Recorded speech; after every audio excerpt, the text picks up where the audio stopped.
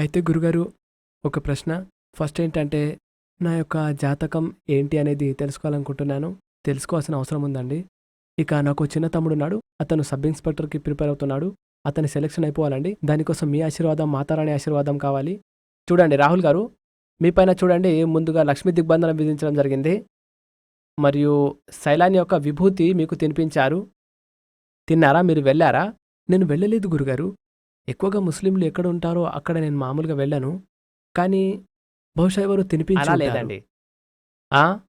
తినడం జరిగింది. దాంతో పాటు వివాహ వినాశక ప్రక్రియ చేశారు. మీ భార్య పైన చేస్తూ ఉన్నారు. ఇంకా ఉద్యోగం ఎక్కడ చేస్తుంటారు? నేను పట్వారినండి. ఆ!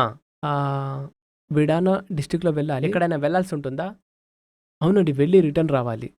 ఇక్కడ రాయబడి ఉంది చూడండి. మీకు ట్రాన్స్‌ఫర్ అయ్యే అవకాశం ఉందని. అవునండి. ఇప్పుడు వెళ్ళాలి. మీకు బదిలీ అయ్యే అవకాశం ఉంది. కానీ కాస్త జాగ్రత్తగా ఉండండి.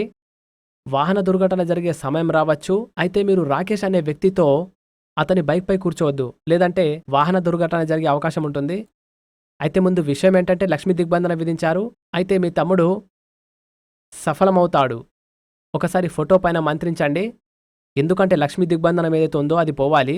అప్పుడే సఫలమవుతాడు కదా! అది పోవాలి. కాబట్టి అతనికి ఉద్యోగ యోగం ఉంది. కులదేవుళ్ళ గురించి ఇందులో రాసేశాను. సరేనా?